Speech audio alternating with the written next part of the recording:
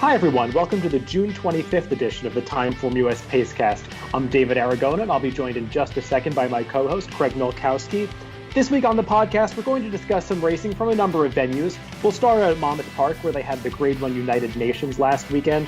We'll also discuss some racing from Belmont and Santa Anita, some stakes action from there, as well as some interesting performances by allowance horses and some up-and-coming two-year-olds. We'll discuss the Ohio Derby from Thistledown, which features a couple of the interesting players from the three-year-old division from earlier in the year. And finally, we'll discuss a matchup between two fast fillies at Churchill Downs at the end of the podcast. So without further ado, I'll welcome in my co-host, Craig. How are you doing? There weren't a ton of Grade 1 races this weekend, but I thought there were a lot of interesting races to dissect. There were, and we'll talk about it in a minute. I don't even think the Grade 1 was really a Grade 1, as I'm sure we'll get to, but there was plenty to keep my attention this week. There were some horses that came back I was looking forward to seeing run. Some ran well, some not so much, but, let's get on with it. Yeah, let's do it. So we'll start at Monmouth Park, where a lot of nice horses ran this past weekend. We'll begin with that Grade 1 race, the United Nations. As you were saying, not exactly the toughest Grade 1 field that we've ever seen, and not totally shocking, this race resulted in an upset because the favorites didn't look particularly formidable.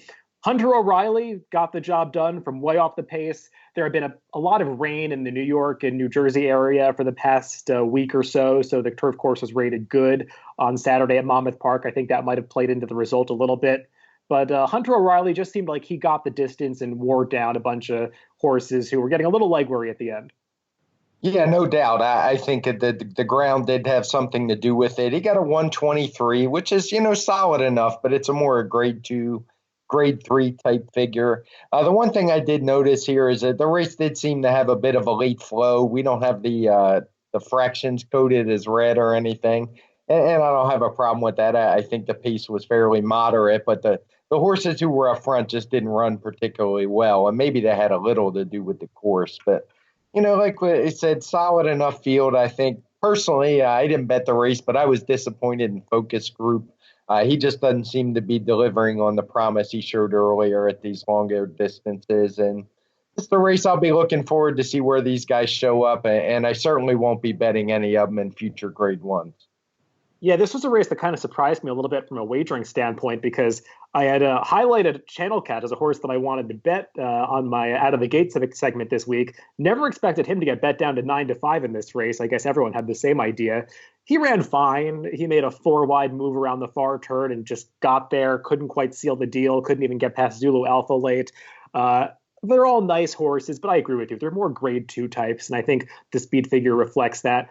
Focus Group, he's a horse that I've had high hopes for in the past, as I think a lot of people have, as you touched on, and he's just not really delivering. A 1 3/8 might be on the short side for him, as odd as that is to say. He probably wants longer distances, 1 5/8 as far as they really write races. But he's just not really a Grade 1 type at this level. So we'll see where these horses go from here. Hunter O'Reilly is a cool horse. He rarely wins. I think this was his first time even finishing in the money since he won the Bowling Green in 2017. But he's got that effective late kick, and when these races get a little hungry at the very end, he's always there to pick up the pieces. So interesting race, exciting race to watch, but not the toughest field. We'll move on to the Island run on the dirt, one race before the United Nations. Somewhat surprising winner. I guess not that Monongahela ran well, but surprising to see him winning this race by 4 lengths or however much he won by, because he's never been a winning type in the past. No, he actually hasn't won a race since December of 2017. I had to look it up, and he's run 11 times. And it's almost hard to imagine for a guy like Jason Service, who trains him, to have a horse lose 11 times in a row. He wins, I'm sure, in the 30%, sometimes approaches 40 at some of these meets. So he's definitely a bit of an outlier there, but he certainly ran his best on Saturday. He got a big number, a 124, which is a solid Grade 2 figure. He beat some formidable horses in Bow Harbor and Diamond King. I mean, they're no champions, but they show up every time and run pretty well. So just a big effort. Nothing really surprises me with Jason Service when these horses jump up like this. So I don't really have a problem with that figure of 124. It was earned. There were lots of dirt races on Saturday, so it wasn't an overly tough figure to make and a good effort. So I'll be curious to see if this one can replicate it next time. Yeah, I was reading some of the post-race quotes from the Islin, and Jason Service actually credited Jose Lezcano with this improvement because Jose had said to him, apparently after the last couple races, that they had been riding Monongahela as a deep closer, and he just seemed like he didn't want to pass horses in the stretch. So he thought maybe if he had the lead coming into the stretch, it might not be an issue. So they were actually very aggressive with him out of the gate, unusually so, because he's a horse that usually settles towards the back of the pack. And as soon as he was up in that stalking position, he just seemed to get in the bridle. Jose Lezcano was riding him on the far turn, but he responded and he came into the stretch with the lead. And he just really never gave the other horses a chance to get into the race.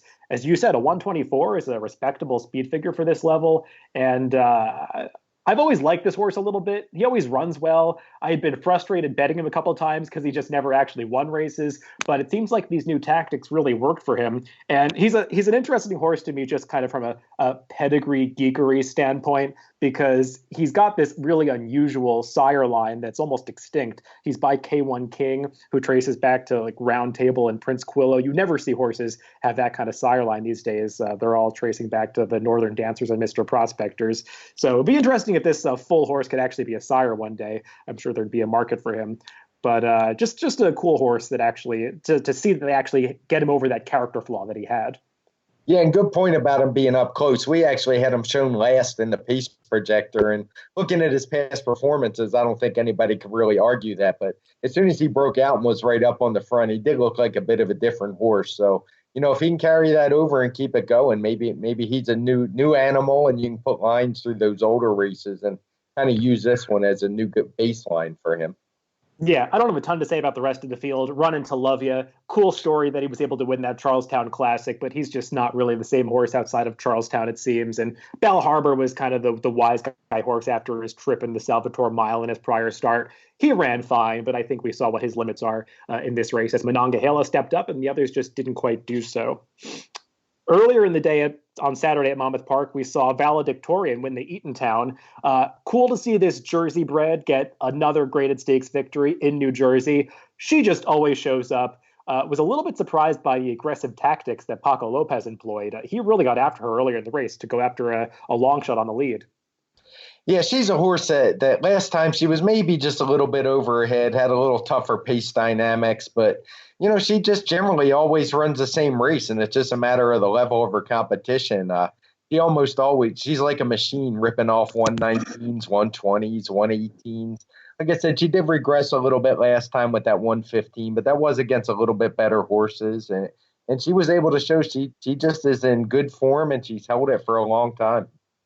Yeah, she just always shows up. And I thought the Paco Lopez was really confident and aggressive in this race because she had the inside post position and he broke out of the gate like he was looking for the lead, but Conquest Hard Candy and Luis Saez wanted it as well. And these two opened up 7 or 8 lengths on the rest of the field heading into the clubhouse turn. Paco just seemed like he was not willing to back down, which seems odd because Valedictorian is perfectly comfortable rating off another horse, but he really wanted to be challenging for that leading position. And she didn't show any ill effects from it. She just kept going. And once that other horse dropped away, she opened up a big lead and held on.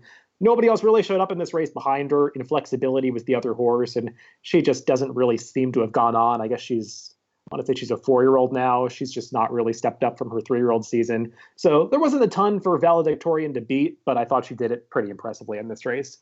Yeah, she was 4 to 5 for a reason. And the one thing I've noted, we talked about it before on the podcast with her, is she's just so rateable. She's been able to track fast paces before. She's also been able to make the lead and go slow. So just a really versatile filly. You don't usually see horses that open up on the field. Granted, she was in a duel, but usually you pay a bit more of a price than that. But she's just a really game filly or mare by now. And just love watching her race. She's one of my closet favorites. Can't really bet her races when she's in fields like this, but I still find myself rooting for her. Now, a race that I want to get your perspective on is the second race from Saturday. It was an allowance race going a mile and a 16th on the dirt. And Lemon Thursday, a horse that I had admittedly never heard of before, runs this gigantic speed figure, just destroying this field. What do you make of a horse like this who had never run nearly this fast before, just suddenly showing this gigantic improvement? Well, he was a horse who had tried dirt only a couple times in his career, and the last time when he actually won it was in an off-the-turf race. He hadn't run in about, I think it was 7 months, about 7 months. And they finally got him back to dirt, and he just proved that maybe that's where he really wants to be. He ran well in his debut on dirt. Then he ran a kind of a clunker at Keeneland, and he got thrown on turf with moderate success. But it just looks like maybe that was a premature decision because, like I said, he won that off the turf race, and then he just came back and exploded here. And he beat a decent horse in Guns of Steel who ran a 115. Lemonade Thursday got that 122. And I think it's a legit figure. The time compares favorably with the Island that we talked about earlier. And I think he's a horse we'll probably be seeing stay on the dirt for the time being.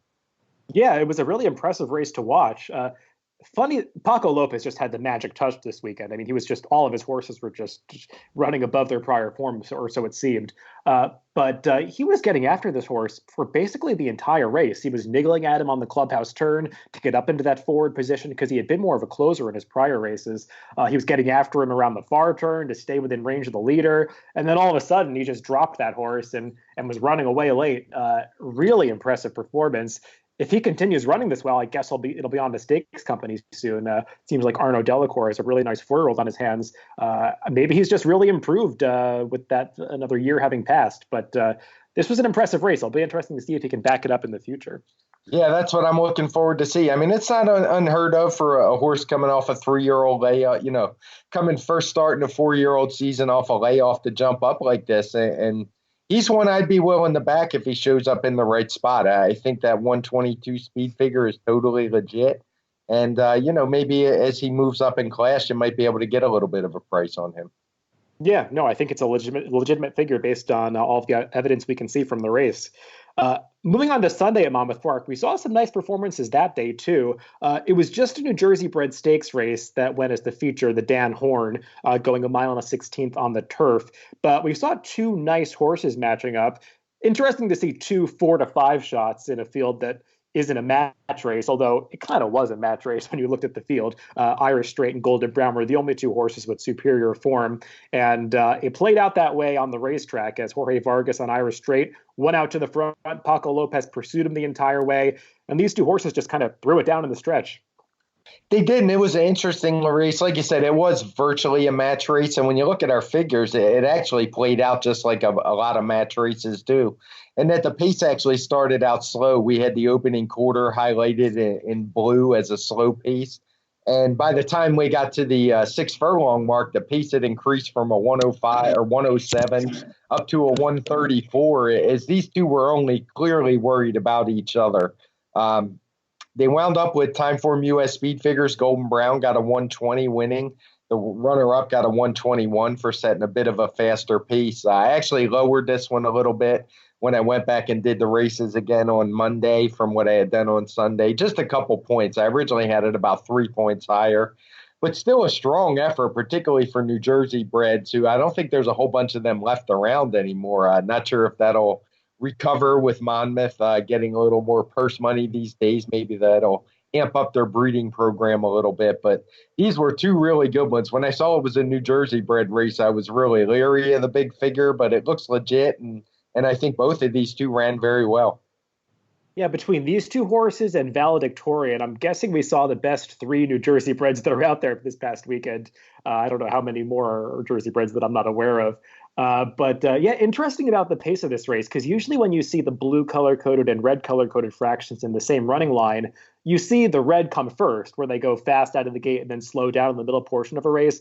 It's rare that you see two horses really just go after each other and speed up in the middle of a race. That's a really unusual race flow to see, especially in a race at this distance. And I think it might have just taken its toll on Irish Straight in the late going, because he really did seem to have the advantage coming to the top of the stretch.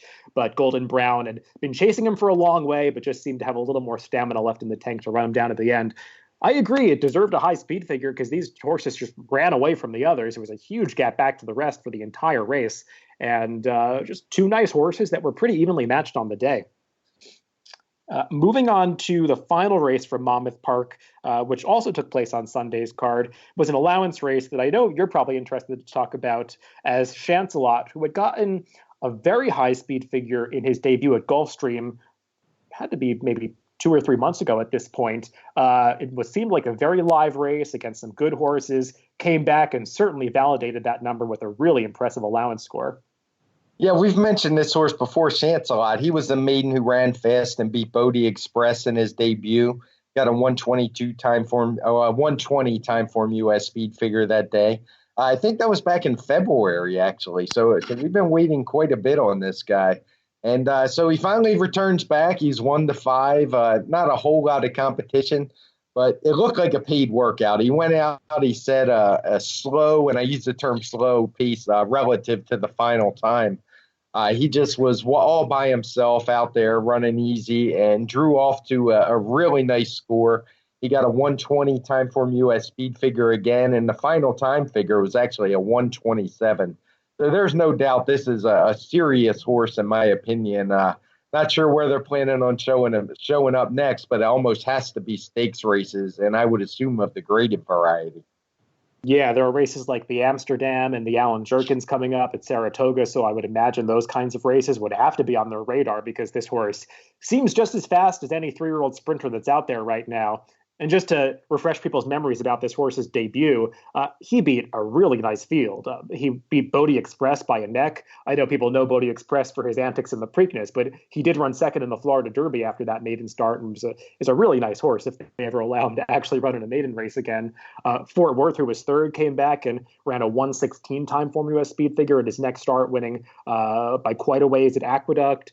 Bandon Woods, the fourth place finisher, came back and won impressively at Keeneland next time out. So that debut race for Chancelot has really come back strong, and he validated it himself with this performance. I agree. This horse looked like he was in control throughout, just going easily. Don't really care about the pace or any of that. He's just a really fast horse, and can't wait to see where they go next with him because he's obviously a very good one. Yeah, no doubt. Hopefully Saratoga. I don't think there's probably any more races at Monmouth for him, unless for some reason they decide to stretch him out. But I don't see that happening. And he is definitely an exciting horse and looking forward to it. I know his trainer gave some quotes that it's the best horse he's ever had, and he's had some good ones before. So really looking forward to this. Well, he hasn't been proven wrong yet. We'll see about that in the future. We'll stick with the 3-year-olds as we move to Thistledown for just one race, but it was a big race, the Ohio Derby, I believe a grade 3, going 1 1/8. It was an interesting race to analyze from a trip perspective because however it looked on paper, it really just turned into a 2-horse race. And it was sort of a matter of, were these 2 horses ever going to get a seam to run? Because it seemed like the pace was really slowing down around the far turn, and Owendale and Math Wizard just needed to kind of pick their way through these tiring horses that were inferior ahead of them. They eventually did, and they put on quite a show to the wire. They did, and they ran good numbers. Owendale got a 124, Math Wizard a 122. Like I said, the third place finisher, Long Range Toddy, he won a division of the Rebel, ran in the Derby, was 9 lengths, almost 10 lengths back to him in third with only a 112. So I think it's no doubt it was a strong effort from these two. Trips certainly had a say in the outcome. I think Owendale was a little bit lucky to get through, but you could also say the same for Math Wizard. They were clearly the 2 best. And just 2 more you can add in what is just a really crowded 3-year-old division where everybody seems to run about the same speed figures in all these races. Yeah, it was just a funny race from a flow perspective because it seemed like the number 7 horse Dare Day came out of the gate like it was a 6 furlong event. His rider just rocketed to the lead by about 3 lengths before they reined him in, and the pace just got progressively slower and slower as they rounded the far turn and the field bunched up. And Math Wizard, I think Edgar Zayas wanted to move earlier than he actually did because he was kind of stuck in this pocket on the rail in behind the leader who was going to tire badly at any point. And he got through first, and you could see at the quarter pole, Math Wizard gets to the lead and just pricks his ears forward like, all right, my job is done. I won the race. And lo and behold, there's Owendale following him through that hole, and he gets through. And they ran their final 1/8 of a mile in 12.04 seconds over what seemed like a fairly dull strip that day. I don't know how fast closing fractions usually are at Thistledown, but it seemed like these two were sprinting to the wire. Just an impressive effort that those two were able to regain the momentum and run that quickly at the end of the race. 124 is among the best numbers we've seen for these 3-year-olds. So these are 2 exciting players moving to the second half of the season, I would say. No, and I don't think it's a surprise. I mean, Owendale ran well in the Preakness. I thought he ran a good race that day. Long range Toddy, he's won some races, but he's never run particularly fast. So I wasn't surprised he ran where he did, beaten rather handily. He really didn't stack up with these other ones despite being 2-1. And maybe he's a little bit weary from that Derby trail, but the top two ran well, and looking forward to seeing them come back, and I wouldn't be afraid to bet them. The good thing is a Figuremaker with Thistledown is there's no turf course, so figures are easy to make, and I don't really have any questions about these. Yeah, no, that's good to point out. And Math Wizard, who was second, I just want to mention, he was a good fourth in the Wood Memorial. I know he's a horse that people probably aren't really familiar with, but he was not that far behind Tacitus and Tax in that race. And he had run well above his prior form, although he had shown some ability in some cheaper races at Gulfstream over the winter. He's a serious horse. I know it was kind of surprising to see him this close to Owendale at the end of the race, but he's definitely moving in the right direction. I think both of these horses are very good. Right. And one thing I want to mention, sometimes people will comment, oh, so these horses ran faster than the Derby. Just keep in mind, I mean, there's a lot to go into it. There's trips, but with 3-year-olds, they're always developing. So you would expect your 3-year-olds to get faster as the year goes on. And comparing a race from even 2 months ago numerically, it isn't always the smartest thing to do. You got to kind of consider that these horses are improving, and just because a horse maybe runs a 120 in May, it doesn't mean if they face a horse who ran a 125 at the end of June that the horse that won in May can't beat them. It's just something I get some comments on from time to time, and wanted to address that a little bit. That's a great point. And I think it kind of follows up on the discussion we were having last week, where we were saying that, there aren't that. Just because the Triple Crown races didn't come up with really fast speed figures doesn't mean that there aren't a bunch of 3-year-olds out there right now that are capable of running numbers around 120. And I think this race just exemplifies that. It should be a really fun second half of the season, even with a couple of defections. I know there was news about Sir Winston going to the sidelines and some others, but there are still plenty of good 3-year-olds out there for these races in the latter half of the season, like the Travers and Pennsylvania Derby. So some interesting matchups should be ahead of us. Right. And one thing to note is deep competitive races, it's very tough to run really fast speed figures. Again, a lot of it's because of trips, but you'll note no matter who makes the speed figures, when you get really high speed figures, it's almost always one or two horses running off and winning easily because, they just were that much better than the competition. They don't lose a lot of ground. The piece is usually to their liking. Where you get these competitive races, it just doesn't always work out that way. So conditions aren't optimal for big numbers when you have deep competitive fields. And I think that's what we're seeing with these 3-year-olds. Yeah, I totally agree with that. I think that's a good point. And people, I think, often overlook that a lot when they're analyzing speed figures and making some quick judgments about them. Moving on to Belmont Park, where we saw not a ton of stakes action, but plenty of interesting racing to discuss. We'll begin with the major stakes that they ran there last week, and if you could even call it that, the Wild Applause for 3-year-old fillies, just a listed stakes race on the turf. It's a stakes race on the turf, so I guess it's not a huge surprise that Chad Brown ran 1, 2, 3 in just a 5-horse field. Blowout got the job done over her 2 stablemates, Nova Soul and Seek and Destroy. Blowout's a filly that I've had a little bit of a thing for in the past. She had a really tough trip in the Memories of Silver at Aqueduct in her prior start. Clipped heels on the backstretch and had trouble in the stretch, just never got a chance to run her best race that day. Much better trip this time, even though she was a little rank early, she eventually settled and was game to hold off her stablemate Nova Soul, who appeared to be making a winning move at the top of the stretch. These two they're okay. Yeah, no doubt. They're okay. 108's a good figure for 3-year-old fillies this time of year, especially for an ungraded stakes race like this one. It kind of looked like an intramural game, as you say, with the three Ted Brown horses coming down the lane. There wasn't a whole lot of movement in this one, so I'd lean a little bit towards Nova Soul when they come back. She was the one that did the most running by far at the end. The rest of the race looked like a bit of a merry-go-round through the lane. So, it's a tough one to judge. Maybe these guys could step up a little bit. The top 2, I think they were better than Seek and Destroy in third, who I wasn't overly impressed with. She got a clear lead and a moderate pace and just couldn't finish. But I thought the top 2 ran well. Yeah, I agree with that. Nova Soul I guess you can argue maybe she ran the best race because she was the only one that really did any passing, as you were saying.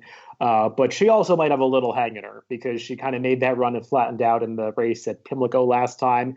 And she did the same thing in this race, although I think the winner blowout was battling back pretty gamely at the end. It might have been a combination of both factors. They're nice horses, though. We'll see where they go from here because Chad Brown has such a deep stable. I'm sure he already has plenty of horses ready for the Belmont Oaks coming up, Newspaper of Record and Cambier Park, among others that I may be forgetting. So I don't know where these really fit in his stable even, but they're obviously nice horses. So and they can develop further from here because they're lightly raced. That was the only stakes race we're going to talk about from Belmont Park last weekend, but there are a number of allowance and maiden races that I think we should touch upon. One from Friday, the sixth race, just a 3-horse field, but we saw the return of Fortin Hill, who had been very impressive in his debut at Belmont Park last October. He had been ready to run for a long time. I think he was even entered on Derby Day in that race against Hidden Scroll, and he was scratched that day. I think that's correct.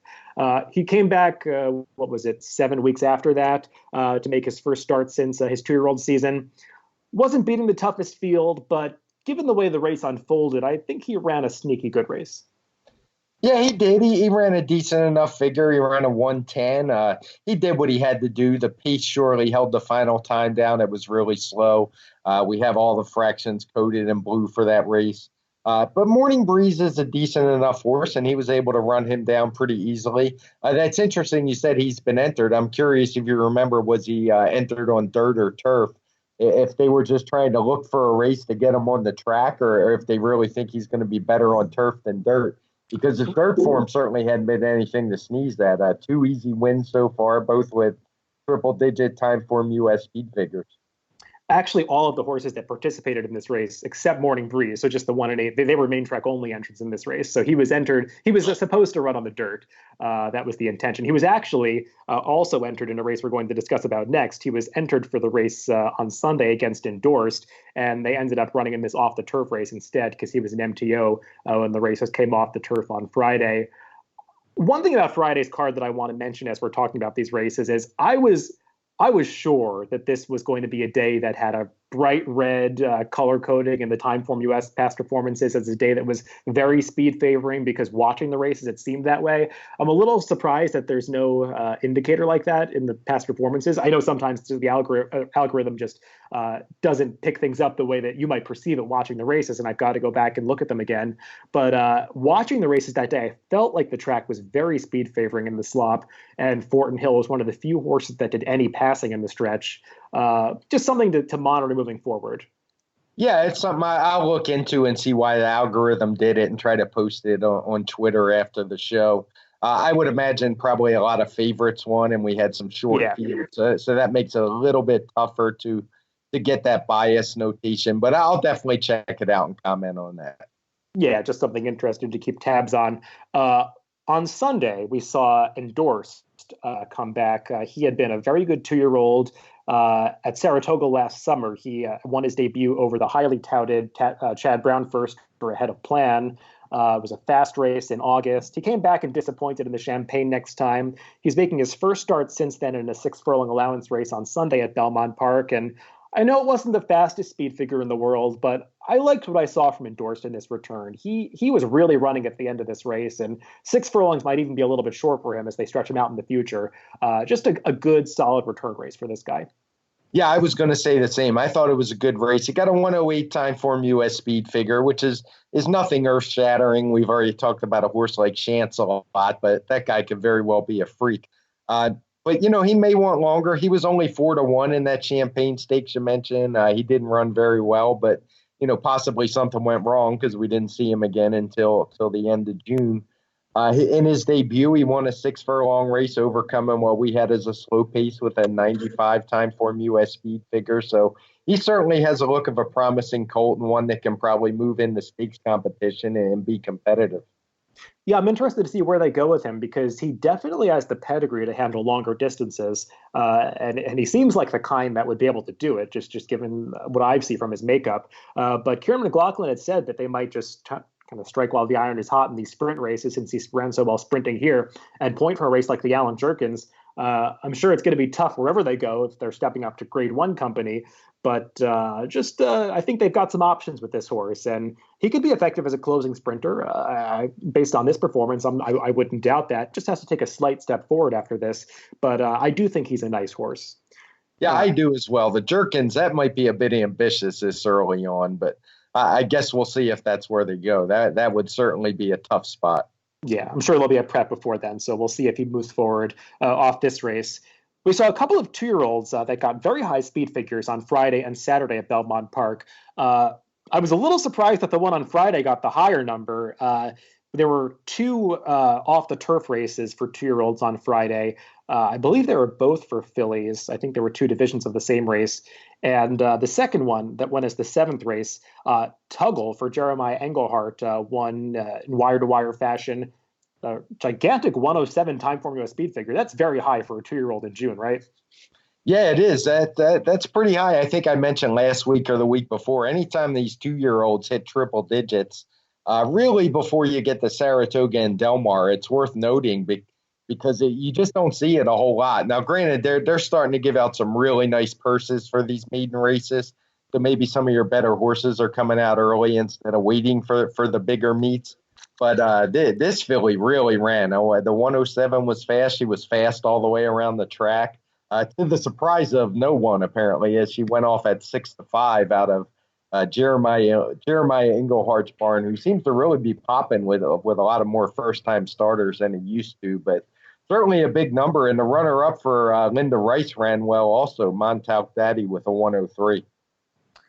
Yeah, I'm a little surprised that the number is so high because it was an off the turf race and all these horses were intended to run on the turf.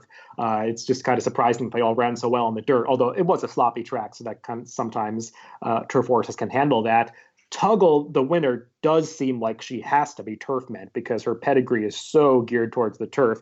She's by point of entry. Actually, it's funny she's not a Phipps horse because her pedigree is Phipps breeding on the top and the bottom. She's by point of entry. She's out of Satisfaction, who is a Phipps homebred, a daughter of Dancing in My Dreams. So that makes her a half to Dancing Forever. They're a very good Grade 1 winning turf horse from a number of years ago. So Tuggle's definitely bred to get better on the turf and with a lot more distance. So I guess it's exciting that she ran so well in this 5-furlong dirt race. And as you said, she was back down to 6-5. So they knew something that she could run a little bit. Just a fast race overall. I'll see if the number comes back and is true, because I thought that the track at Belmont on Friday might have been changing a lot throughout the day because so much rain had fallen. And some of the times just seemed hard to compare. Fort Hill, the pace was so slow. A New York bred ran basically the same time later. It just seemed like a lot of the numbers were not what I would have expected. So I'll just be interested to see how these horses come back. But I don't think there's any doubt that Tuggle's a pretty nice horse, whatever surface she ends up preferring in the future. Right, and just one note, yeah, Tuggle is a colt. I don't know how I got to calling her a filly, yeah, and you were as well. But the runner-up made me take a look at Montauk Daddy. I was like, well, that can't be a filly. I mean, it could be, but good call.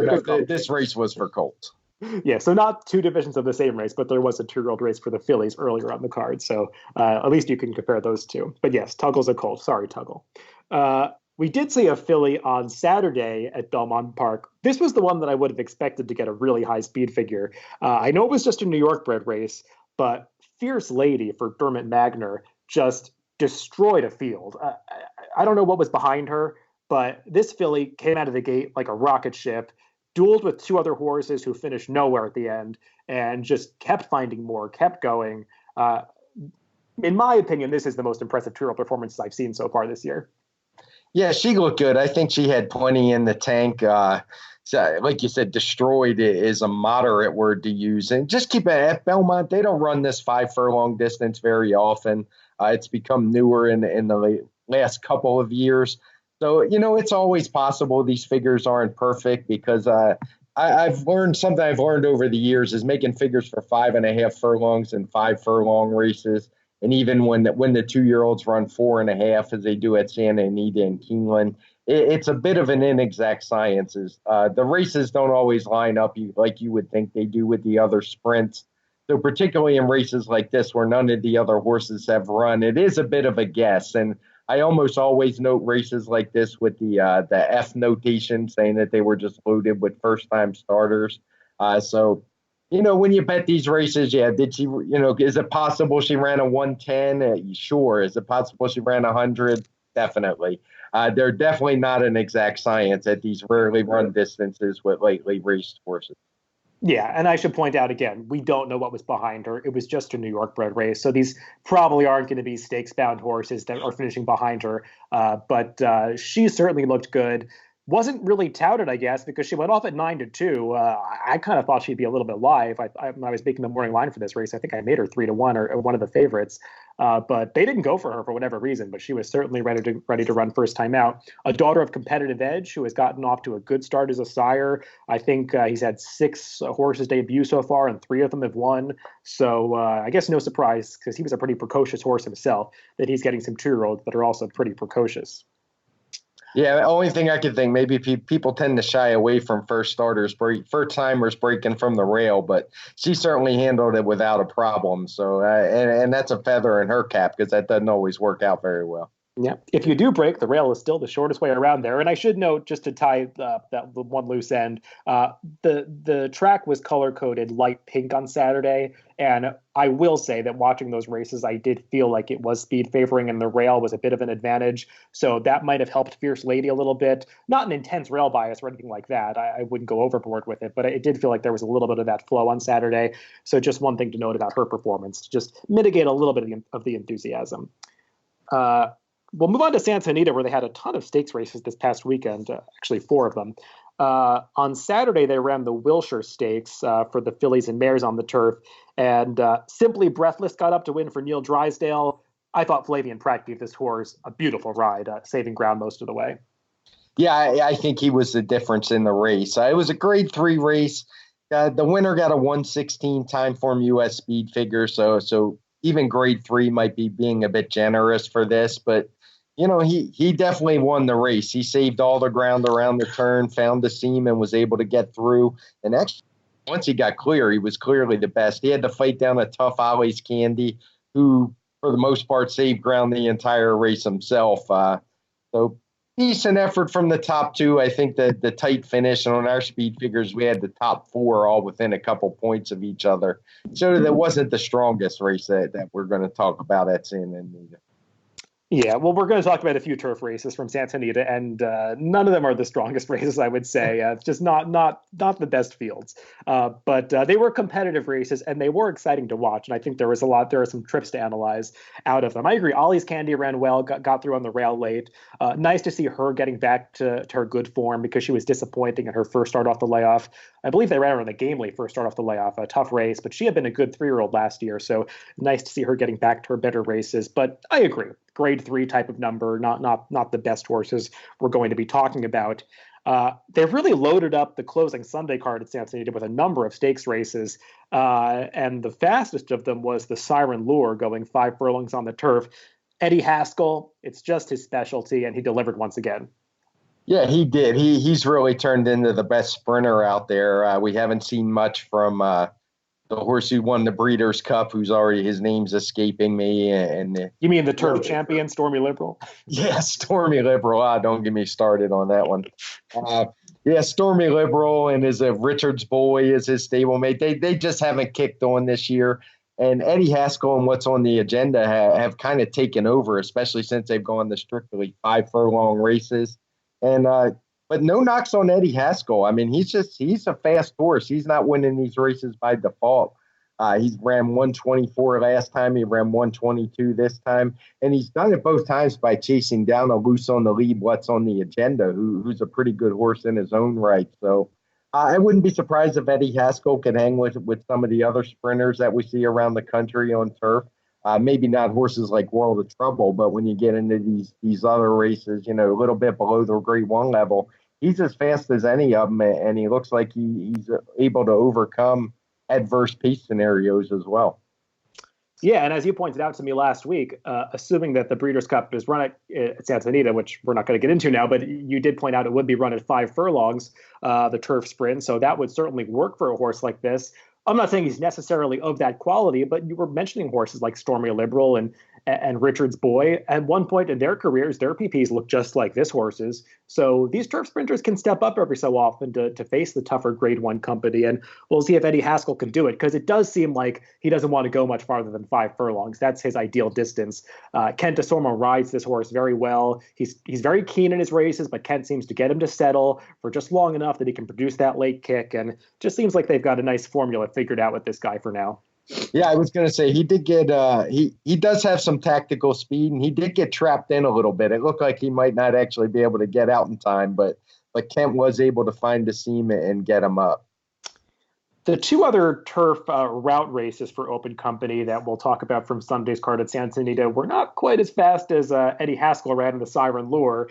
The American handicap or stakes, I forget if these are handicaps anymore, was won by Majestic Eagle, a bit of a long shot.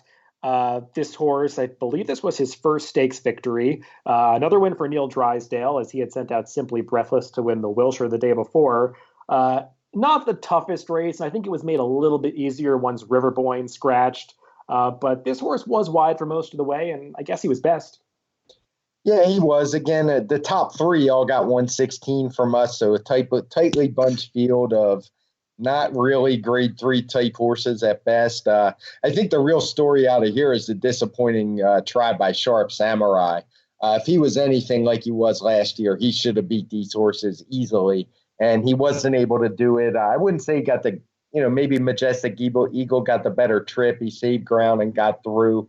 But the real Sharp Samurai that we got used to, it wouldn't have mattered. He would have drew away from these. So he's one you got to have some concerns about. Otherwise, the race was just a bit of a, whatever. Not fast. Don't think we're going to see any of these in top class races going forward, unless Sharp Samurai could somehow come back to his old form. When I was watching this replay, I kind of just was left with the reaction like, I hope Craig has something to say about this race, because I don't have a whole lot to say myself. So, okay, let's move on to the San Juan Capistrano, the last turf stakes they ran at Santa Anita on Sunday. In terms of quality, this one was probably the weakest of the bunch we're talking about, as Acclimate, the winner. He ran a cool race to win because he ran that enterprising race on the lead the entire way. But looking at this horse's past performances, it's kind of a glorified starter allowance horse who I just think took advantage of a hungry field going this distance. Yeah, it was a weird race. I think cause for commotion. The 5-year-old mare actually wound up being the favorite, and that was probably just because she's done better at longer distances. I think it was a bit of a guess. All I have to say about this race is the posted fractions that they put up during the race were pretty ridiculous, in my opinion. There's no way those fractions are right. I think they had a 22 opening quarter and like a 109 6 furlongs. And I'm just absolutely positive they didn't go that fast. So they made their way into the chart. I went and checked the Trackus data, and it was blank for the race. So I'm assuming they've acknowledged that something went wrong. So I wouldn't put a whole lot of stock in that. This horse didn't go wire to wire, going a mile and 3/4 set in sprint fraction. Yeah, I was going to ask you about that, because to my eye, and looking at the PPs of the race, it didn't look like they could possibly have been going that fast. So, yeah, I don't know if there's any way to check that out, but that did seem a little odd to me. Acclimate, he's a decent horse, but I don't think he's going to be winning graded stakes anytime soon. The one thing I will say is that Chad Brown, I think he missed an opportunity, because I think Focus Group, this would have been the perfect race for him. He wants to run all day, and he probably would have won this race by about 5 or 6 lengths. But I think he would have belonged here. Sometimes Chad will ship horses to California. This was a missed opportunity, Chad. Yeah, I agree. And I didn't even mention the winner got a 115 TimeformUS speed figure, but I just want to say use that term lightly, because it's more of just a race rating. We don't really look at the time for races like this. It's just more a matchup and how the horses ran compared to each other. There are a couple other races from Santa Anita to discuss before we move on. Non-stakes races. On Saturday, we saw a maiden race for the 3-year-olds and up, won by Message for Bob Baffert. Just wanted to highlight this because I was impressed by this performance watching it. This is actually one of the few Baffert first-time starters that did not win at the Del Mar meet last year when this horse was a 2-year-old. It seemed like they all were winners. This was one of the few that failed. but she was making she was making her second start in her 3-year-old debut in this race, and I just liked the way that she won this 6.5 furlong race. She was pretty impressive. Yes, she was. I mean, visually she was good, and she ran a big number too, a 1:13 TimeformUS speed figure. First race as a 3-year-old off a long layoff. I mean, it doesn't get a whole lot better than that. And I think it was a pretty strong race. The runner-up got a 1:10 Blue Moonrise, also for Bob Baffert. She hadn't been seen since January, so he doesn't unveil because they weren't debuts, but he kind of returned to prominence with a couple fillies in here who ran really well and actually ran faster than what some of his more ballyhooed fillies were running on the Oaks trail this year. Yeah, that's actually a good point because his stable of 3-year-old fillies has been depleted a little bit as some of them haven't gone on. I don't know where this filly message is going to go from here, but I think she might be pretty good based on this one effort. I just liked what I saw out of her. We saw another good horse run on Sunday, a 2-year-old actually making her debut, Amalfi Sunrise, going out for Simon Callahan. This is a daughter of first crop sire Constitution. She got off the also eligible list, was bet down to even money, and certainly ran to that support. She just looked like a winner every step of the way. Yes, she did. Now, I do want to make a note. These 4.5 furlong races have just been a nightmare to make speed figures for. I mentioned earlier about some of these odd shorter distances not lining up with the other sprints. And the 4.5 furlong races have just been coming back crazy slow. Fortunately, in here, we had some horses that have run before, so we had some baseline to go on. And we came up with a 104. Which, as we've said, is a good number for 2-year-olds this time of year. But again, if I told you that number was a 99 or it was a 109, it could be anywhere in there. We're taking the best we can, making an educated guess. So trust your eyes on this one. She looked like a quality filly. She's out of a barn that's known to have some good wins. So I would put as much stock in that as I do the speed figure. Yes, and I've been accused of some East Coast bias in the past, and I just want to note every week I look up all of the 2-year-old races in California and see if anybody ran fast enough to talk about, and this is the first one I've found so far. As you've said, they've gotten some extremely slow speed figures, so if anybody's got the East Coast bias, maybe it's you. But Amalfi Sunrise ran what seemed like a fast race. She just rocketed away from this field in the stretch under very light urging from Norberto Arroyo. If you watch her run through the stretch, it was really odd. She had her head cocked to the side more severely than I think I've ever seen any winning horse do. I mean, she was basically looking at the stands for the entire stretch drive, and her rider made a brief attempt to straighten her out, but she just wanted her head pointed to the right. Didn't seem to slow. Just kind of an odd thing to see visually. We'll see if that affects her in the future. Yeah, certainly something worth keeping an eye on, especially if they could get something like that straightened out. It could only help. Yeah, for sure. We'll wrap up the show talking about 2 other venues. A race I think a lot of people were looking forward to seeing on Saturday at Churchill Downs was the Roxolana for the fillies and mares sprinting 6 furlongs. Seeing a great matchup between Mia Mischief, the 4-year-old filly, and Kofefi, the 3-year-old filly. Of course, Kofefi was coming off that monstrous performance in the Miss Preakness last time. She got, I want to say, a 127 TimeformUS speed figure, just setting the track record, 107 and change. She had run exceptionally well that day. I think a lot of people were curious to see if she could back that effort up in this Roxolana. She couldn't quite outduel her horse, but I think both of these fillies ran well. They put on a good show. Yeah, they did. I was probably excited for to sit down and make the speed figure. So it was a little disappointing when the number came back only a 118 for the winner, and actually Kofefi got the same setting that pace. Got a little bit of a, but she didn't quite back up that 127. I wouldn't say it was a disappointing race. She was facing fillies and mares here for the first time. It's a bit early to do that. She was a bit unlucky to run into a Grade 1 winner like Mia Mischief. This race was a bit of a nightmare. This was actually the race I decided to do for the gate. And my recommended was a split on all struck and then in the key box all struck. And so I think it turned out well, but I looked at all the 5 of the 10 horses had scratched. And I said, I'm not going to bother with it. I'll forget about it. And I blew it off. And I sat there watching the race with And it's coming down the lane, and I'm seeing Struck making all this ground, and it looked like she might even win for a few strides. I just put my head in the hands and said, of course this happened. But, sometimes it happens that way. It's still a decision I would probably make in the future, but I should have checked the exactas. It went up. It was still paying $50 despite the all the scratches. So that I probably should have made, but we all screw sometimes, and I definitely did on Saturday. Sometimes you just got to stick to your guns with those things. Yeah, the speed figure is, I don't know how much the final time really means in this race, because I think Awestruck is a good to make, because is Awestruck really within a length of these horses or better than Effie? I don't think so. Just the pace that she got, which predicted she would get, I think that really contributed to her being so close to these at the end.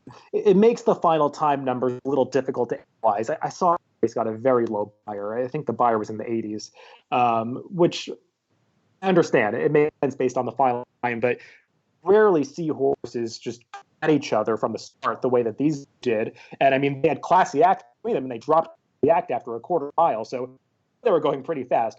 Classy Act, fast horse. And I just think that they ran such taxing races, 5 or 6 furlongs, that they had to let the wheels come off at the end. I could have put too much stock in the fact that they slowed down at the end of this race. Both of these, I thought, ran well, and I do want to credit Kofefi. I know people were disappointed that she faded to third in this race, but coming around the far turn, it looked like Mia Mischief was going to win this race for fun, because Kofefi was coming under pressure already, and she was pretty back and only lose by about a length. These are both nice horses, and I doubt they're going to face each other again anytime soon. They'll probably go in different directions. Kofefi had good races available to her, but I think they ran better than people are giving them credit. And again, it was only $120,000 stake. So cheers to the connections for keeping them both in, because I doubt when the two were entered that they expected to see the other one in there, and they both stayed in and had at it. And it was like basically a match race. All picked up the pieces late.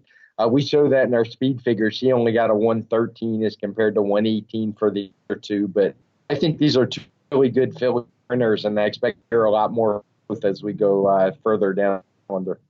Yeah, I agree with that assessment totally.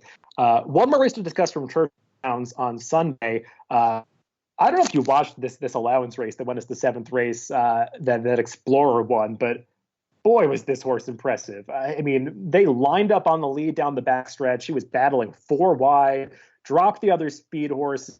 The race completely fell apart behind him, but he just kept going fast up front. A 4-year-old, he's pretty lightly raced. He was with Bob Baffert. Now he's with Brad Cox. I was really impressed with the horse. He looked really good as a sprinter. I was as well. This was a race we had predicted to have a fast pace. And sure enough, it lined up much like the pace detector showed. It was definitely a battle for the lead. It's not coded in red on our stuff, but there's no doubt that the lead was contested. And it just didn't seem to bother this horse. He just shook them all off and ran away. I actually somebody in this race expecting a bit of a pace meltdown, and as they were turning for home, it was obvious I wasn't going to win. I don't even remember who bet, because it just looked like he had a ton left still, and really impressive effort. You don't see a lot of horses that moved away from Bob Baffert, so I'd be curious to hear what the story is with that. Going to Brad Cox is certainly no step down, one of the better trainers in the country now, and I expect to see this horse in stakes really soon. Yeah, these connections have had some success with Brad Cox lately. I think this horse is actually the same owner and as Kofefi, Ellen J. Foxwoods. So I guess that they're just giving Brad Cox some live horses these days. But I agree, you don't often see horses improving out of Bob Baffert's care. And this one ran the best race of his career.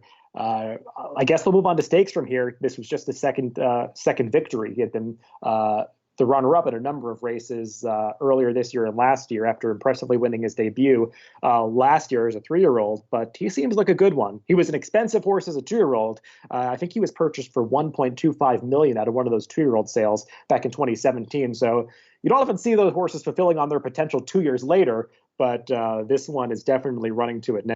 Good horse. Yeah, he was, and he's kind of an odd horse in it. He only won his debut, but he had never run a speed figure below 112 in his debut, so he's just run up against some really good horses, and finally found I think it was a combination. He found the field without any real killers, but some good horses, and just reached a new level. I think this was by far his best race, even better than the number would indicate. Yeah, totally agree with that.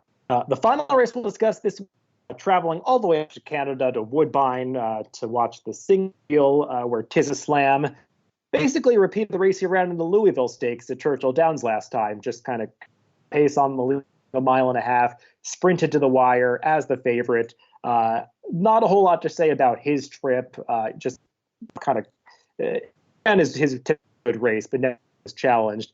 I do want to note that Mel Mitch had to be pulled up in this race. Unfortunately, it looks like he bled very badly, and that's what happened because he seemed to pull up in some distress at the top of the stretch. Hopefully he's okay in the future. I know he's a horse that's getting up there in age. You never see that, but Slam, I think he just took advantage of a fairly weak spot for the level.